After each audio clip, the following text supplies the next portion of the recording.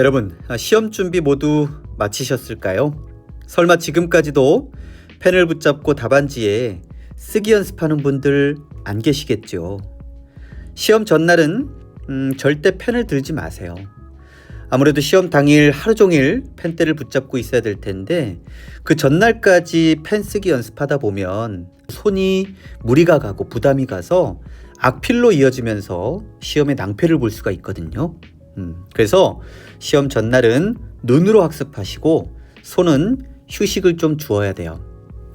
자, 기술사 시험 준비물과 기본 전략에 대해서 간략히 설명드려 볼게요.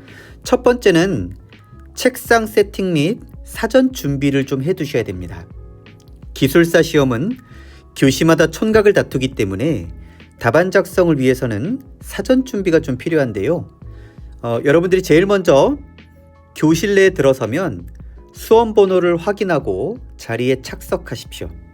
그리고 의자에 방석을 세팅해 두세요. 아무래도 연초에 보는 기술사 시험은 날씨가 굉장히 춥거든요. 그래서 딱딱한 의자에 하루 종일 앉아 있어야 되니까 조금 푹신한 느낌을 주기 위해서 방석을 세팅을 좀 해주시고, 세 번째는 볼펜 심을 꼭 체크하세요. 볼펜은 최소 2개 이상 준비를 좀 해주시고요. 저는 개인적으로 제트스트림 1.0 이것을 추천드립니다. 1.0이다 보니까 글자체가 좀 두껍게 나오거든요. 그러니까 답안지를 꽉 채워 보이는 효과를 줄 수도 있고요. 그 다음에 이게 볼펜 똥이 잘 안 나와요. 그리고 부드럽게 또 써지기 때문에 저는 개인적으로 굉장히 좋았던 그런 느낌이 있습니다. 그리고 볼펜 똥 닦는 휴지도 세팅을 좀 해주시면 좋아요. 책상이 이렇게 있으면 여기 상단에다가 이렇게 휴지 한 2-3장 겹쳐서 스카치 테이프로 이렇게 고정을 해두고, 내가 답안지에 이렇게 쓰다 보면 똥이 약간 묻어날 때가 있거든요. 그때마다 볼펜을 한 번씩 이렇게 문질러 주고 다시 답을 쓰고, 이런 식으로 하면 깔끔한 답안지를 또 쓸 수 있을 겁니다. 굳이 이걸 활용을 안 하셔도 되지만 답안지를 더 깔끔하게 하고 싶다면 이 방법도 좀 추천을 드리고요. 그 다음 기타 준비물로는 신분증, 신분증 당연히 있어야 되고요. 그 다음에 타이머, 시계도 있어야 되고, 계산기, 그 다음에 자 같은 경우는 제가 유튜브에 지난번에도 말씀드렸던 게 있는데, 저는 개인적으로 15cm 자 정도 하나 있으면 돼요. 답안지에 그림을 우리가 모형자 가지고 동그라미, 세모, 네모, 물론 이게 훈련이 돼 있으면 상관없어요. 근데 이거 언제 그리고 있습니까? 그래서 방법은 도표나 이런 걸 그릴 때요, 그림을 그릴 때 저 같은 경우는 만약에 동그라미를 네모를 그린다, 도표를 그린다 그러면 겉에 테두리만 이렇게 자를 대고 그립니다. 그 다음부터 그냥 손으로 이렇게 도표도 그리고요. 그 다음 세모나 네모도 이렇게 겉에 있는 테두리 정도만 그려주고 그 안에는 그냥 손으로 다 작성을 하는 편이에요. 결국 요구하는 문제에 답을 적는 게 핵심이지, 이런 그림이나 도표는 아주 작은 가점 요인이기 때문에 내가 굳이 자를 사실 쓰지 않아도 상관은 없어요. 하지만 보기 좋은 떡이 먹기 좋다고 이렇게 테두리 정도만 이렇게 자를 대고 그려도 충분히 깔끔한 효과를 낼 수가 있습니다. 그리고 화이트도 챙겨 가세요. 물론 답을 적었을 때 이렇게 2줄을 긋거나 X자로 이렇게 표시해도 되지만 개정이 됐죠. 화이트를 사용할 수 있다고. 그래서 화이트 정도로 이렇게 깔끔하게 수정해서 답안지를 작성하는 것도 좋은 방법 중에 하나입니다. 그 다음 준비물이 이렇게 모두 세팅이 됐고 준비했으면 손가락 스트레칭을 좀 해주시고요. 그 다음에 기타 준비물도 꼭 챙겨 가셔야 되는데, 뭐가 필요하냐면 핫팩, 특히 겨울철에 보시는 분들 핫팩 필요하고, 커피, 그 다음에 에너지바, 쪼꼬바, 그 다음 도시락, 이런 걸 좀 챙겨가면 좋습니다.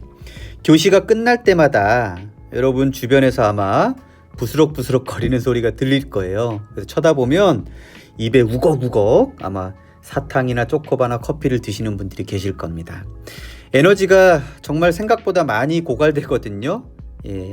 여러분들이 100분을 온전히 집중해서 막 쓴다고 생각해 봐요. 정말 힘듭니다. 그래서 그런 당분이나 이런 카페인 등을 섭취해 주시면 아무래도 두뇌 회전에 효과도 굉장히 좋기 때문에 교시가 끝날 때마다 여러 가지를 섭취해 주는 것도 좋습니다. 또한 도시락은 가볍게 죽이나 과일을 좀 추천드려요. 속이 부담스럽거나 아니면 소화가 안 되고 또 배탈이 날 우려가 있는 음식들은 절대 준비하면 안 되고요. 가벼운 죽과 과일을 추천드려요. 물론 밖에 나가서 식사를 하고 와도 됩니다. 한 50분 정도 주어지니까. 근데 학교마다 주변에 음식점이 없을 수도 있고요. 또 있다 하더라도 멀 수가 있어요. 그리고 주문을 해놓고 오래 기다릴 수도 있고 여러 가지 변수가 있을 수 있기 때문에 가급적 학교 내에서 또 가벼운 도시락으로 섭취하는 것을 저는 추천을 드립니다. 자, 두 번째는 시험 문제는 2번 정도 정독을 하시기 바랍니다. 시험지를 이렇게 딱 받아들잖아요. 그러면 문제가 이렇게 있을 겁니다. 이 문제의 지문은 반드시 정독을 좀 하십시오. 왜냐하면 이 기술사 문제가요, 신출 문제도 나오지만 기출 문제도 상당히 많이 나옵니다. 근데 이 출제자는 동일 내용의 기출 문제라 하더라도 완전히 똑같이 문제를 내지 않아요. 이게 답은 같은 답인데 문제 자체를 이렇게 꼬아내는 경우도 있거든요. 그러니까 어설픈 판단으로 다른 답을 적는 오류가 발생하지 않도록 요구하는 지문을 정확히 파악하는 것이 굉장히 좀 중요하고요. 세 번째는 시간 분배는 필수입니다. 기술사 시험은 교시당 100분이 주어지죠. 그리고 4교시를 소화해야 되니까 총 400분을 소화해야 됩니다. 따라서 1교시 문제가 10문제를 써야 되잖아요. 그러면 교시당 9분 정도 9분 정도 할애하면 됩니다. 그럼 10문제니까 총 90분을 여러분들이 활용을 하셔야 됩니다. 그 다음 2에서 4교시 2에서 4교시는 교시당 4문제를 써야 되거든요. 4문제. 그러니까 얘는 문제당 한 24분 정도. 그럼 1교시 같은 경우는 10분이 남죠? 그죠?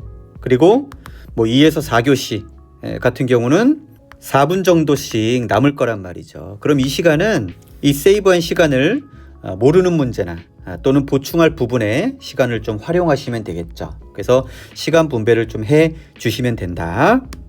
자, 네 번째는 자신 있는 문제부터 풉니다. 시험지를 딱 받아드는 순간 내가 아는 문제가 몇 문제인지 확인하는 과정을 여러분들은 분명히 거칠 텐데요. 논술 같은 경우 6문제 중에 4문제를 써야 되잖아요. 근데 4문제 모두 아는 게 있다 그러면 정말 기분 째지죠. 그래서 여러분들이 답안지를 작성할 때, 첫 답안을 작성할 때부터 모르는 문제부터 어려운 문제부터 붙잡고 이렇게 하염없이 시간만 보내다 보면 나중에 정작 아는 문제를 제대로 쓰지 못하는 그런 불상사가 발생할 수 있거든요. 그래서 반드시 자신 있는 문제부터, 그렇다고 자신 있는 한 문제에다가 이걸 2-3페이지 자신 있다고 쓰면 안 됩니다. 아까 시간 분배 분명히 말씀드렸어요. 그래서 가급적이면 첫 답안 작성은 가장 자신 있는 문제부터 시간 분배 잘 해서 풀어서 자신감을 얻도록 해주는 게 그 다음 문제 또 푸는데 굉장히 더 좋은 효과를 낼 수 있다고 생각합니다. 자, 5번째는 차별화 전략입니다. 혹자는 이런 얘기 하죠. 만약 문제지를 받아들었을 때 너도 나도 쓰는 문제만 선택해서 답을 적는다면 고득점을 받기 어려울 것이다. 물론 틀린 말은 아닙니다. 실제 문제를 시험지 이렇게 문제를 받아들면, 자, 예를 들어 논술 시험입니다. 2교시라고 칠게요. 그러면 6문제 중에 4문제는 자, 1번부터 2번, 3번, 4번. 자, 이 문제 4문제는 쉬운 문제로 잘 알고 있어요. 내가. 근데 5번, 6번 이 2문제는 어려운 문제로 한 절반 정도만 이렇게 알고 있다고 가정해 봅시다. 그럼 나름 차별화를 두겠다고 이 잘 모르는 5번, 6번 문제를, 이 어려운 문제를 선택할 필요는 없다는 이야기입니다. 이 쉬운 문제라도 확실히 알고 있는 네 문제를 정성스럽게 요구하는 이 문제의 답을 명확히 쓴다면 고득점 맞을 수 있습니다. 실제 교시당 이 6문제 중에 4문제를 이렇게 알고 있는 사람도 사실 많지 않거든요. 우리가 이 시험의 합격 기준은 100점이 아니라 몇 점? 60점이 기준이잖아요. 그래서 차별화는 구조화된 답안 작성으로 증명을 하면 되고요. 만약에 다만 논술 교시에서 이 6문제 중에 2문제는 확실히 아는데 이 4문제를 모두 잘 모르는 문제라면 그때는 어려운 문제를 골라서 최대한 비슷한 답안을 써보도록 하시죠.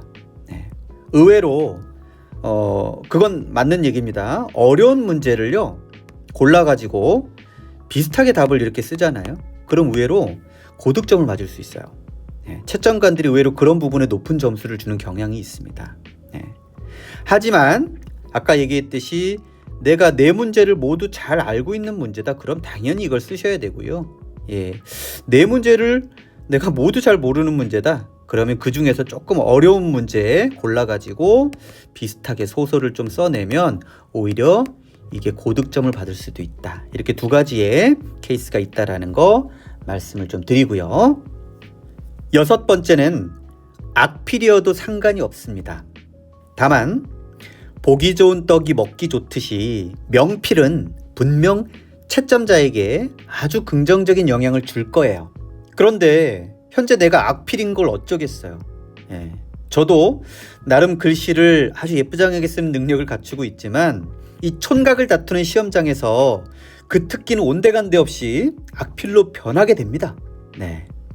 글씨를 못 쓴다고 점수를 낮게 주지 않아요.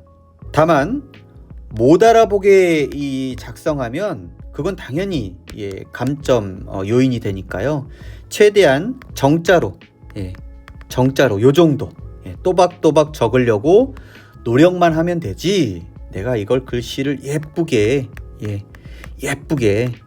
쓸 필요까지는 없다. 대신에 못 알아보게만 쓰지 않으면 된다. 그 정도 기억하시면 되고요. 7번째는 그림과 도표는 채점자에게 믿음을 주게 됩니다. 기술사 답안지는 이렇게 그림과 도표는 채점자에게 개념을 이해하고 있다는 믿음을 심어주게 되거든요. 기술사 답안지는 연애 편지가 아닙니다. 글로만 장황하게 이렇게 늘어놓다 보면 빽빽하게 차여있는 답안지를 딱 봤을 때 채점자가 벌써부터 질려버립니다. 이거 다 읽어야 되잖아요. 그죠? 그리고 좋은 점수를 얻을 좀 확률이 적겠죠. 그래서 평소에 구조화된 답안을 연습하는 게 좋은데 이렇게 축약해서 도표로 보기 좋도록 깔끔하게 그림까지 삽입을 해둔다면 아무래도 플러스 요인이 될 수 있다. 물론 정말 필수 요인은 아닙니다. 필수 요인은 도표나 그림을 그리는 건 가점 요인이지 얘가 필수적으로 꼭 적어야 된다 그런 건 아니에요. 법령 같은 문제 있죠. 근거가 있는 문제는 정확하게 그 답을 글로 적으면 돼요. 하지만 근거가 없는 논술 형태의 문제가 만약에 나온다. 그러면 이렇게 글보다는 도표나 그림으로 표현해 준다면 좀 더 좋은 가점을 얻을 수 있다.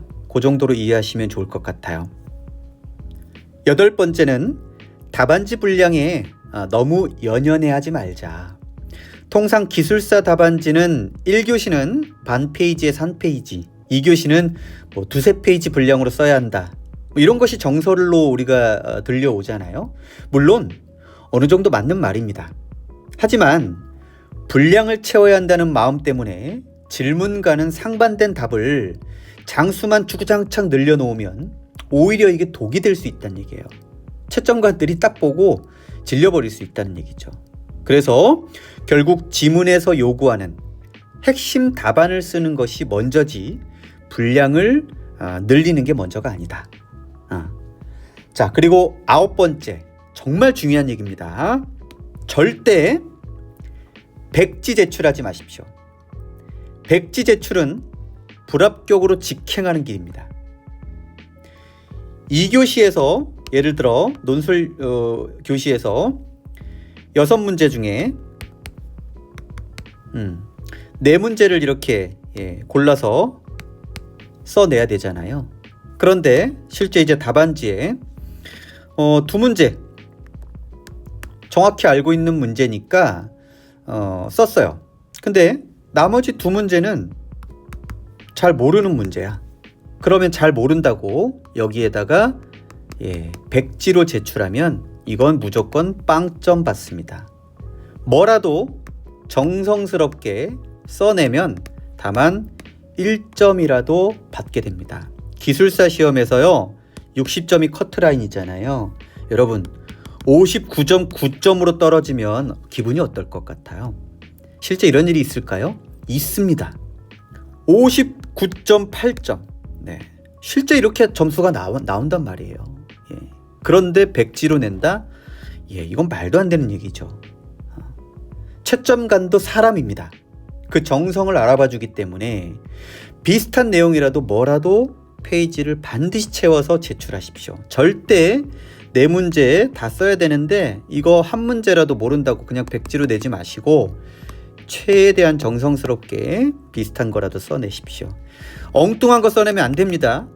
최소한 키워드라도 비슷한 거 소설을 쓰더라도 꼭 채워서 답을 제출하시기 바랍니다. 자, 10번째는 마지막까지 꼭 답안을 체크하십시오.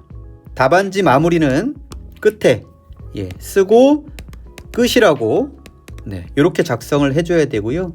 답안을 마지막에 종료를 한다, 더 이상 적을 게 없다 그러면 중간에다가 이하 여백이라고 이렇게 작성을 해야 되겠죠. 이런 사소한 하나까지도 감점 요인이 될 수도 있기 때문에 반드시 작성을 좀 해주시고, 이 한국산업인력공단에서 요구하는 기본적인 것은 절대 놓치지 말고, 그리고 시험 시간이 남는다면 틀린 것은 없는지, 또 보완을 해야 될 것은 뭔지 꼼꼼하게 마지막까지 체크를 해주세요. 내가 답을 그냥 다 적었다고 자신 있게 나가지 말고 시간을 최대한 정성스럽게 사용해서 혹시라도 실수가 없는지 되돌아볼 수 있는 시간을 갖기를 바랍니다. 자, 마지막 11번째, 나를 위한 만찬을 준비하자. 그간 기술사 시험 정말 준비하면서 어떤 분들은 1년, 길게는 3년, 2년 이렇게 준비한 분들도 계십니다.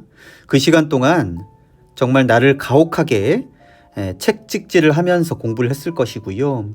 또한 나뿐만 아니라 사랑하는 가족들과도 많은 시간 함께하지 못했을 거예요. 특히 육아하시는 분들은 아이와 많이 놀아주지도 못했고, 또 회사 일이 바쁘고 가정일이 바빠서 이런저런 핑계로 공부를 정말 짜투리 시간까지 쪼개서 했기 때문에 여러분들이 이 주변 분들에게 미안한 마음 많이 들 것이거든요. 당연히 나에게도 그럴 것이고요. 그래서 시험을 마치고 그 치른 당일 저녁은 나를 위한, 또는 내 가족을 위한 가장 비싸고 맛있는 음식으로 만찬을 좀 누려보시길 바랄게요. 시험을 잘 보았든 못 보았든 그건 중요치 않습니다. 하루 종일 차디찬 이 세면바닥에 교실에 앉아서 벌벌 떨면서 그렇게 하루를 버틴 것만으로도 이미 여러분들은 훌륭한 사람이에요. 절반의 성공을 거뒀다는 거예요. 세상의 모든 중심은 나로부터 시작됩니다.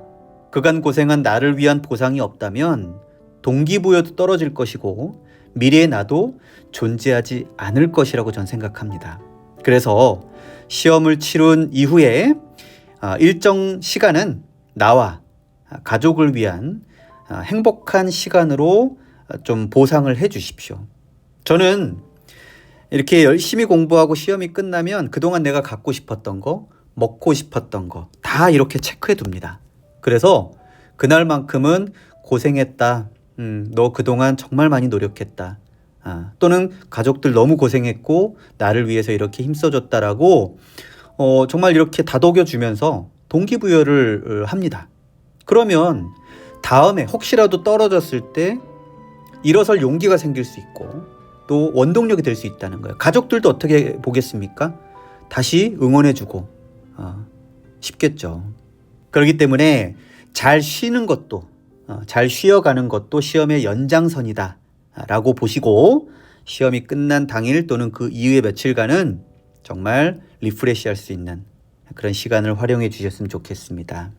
어쨌든 지금까지 열심히 여러분들이 준비하셨으니까 준비한 만큼 시험 당일 모든 것들을 쏟아부을 수 있도록 최선을 다해 주시기 바랍니다. 진인사 대천명이라는 말이 있죠. 예, 최선을 다하고 그 다음은 하늘에 맡기는 거예요. 예, 아시겠죠? 예. 유례 없는 한파입니다. 정말 아침 기온이 영하 16도, 15도까지 최근에 떨어지다 보니까 정말 추운데요. 안전한 시험 치르기 바라고 준비가 다소 부족해도 자신감 가지고 응시하셨으면 좋겠습니다. 시험은 기세입니다. 자신감 있게 시험에 응하시고 수험생 여러분, 이 마침표가 여러분의 합격을 진심으로 기원합니다. 시험 잘 치르세요.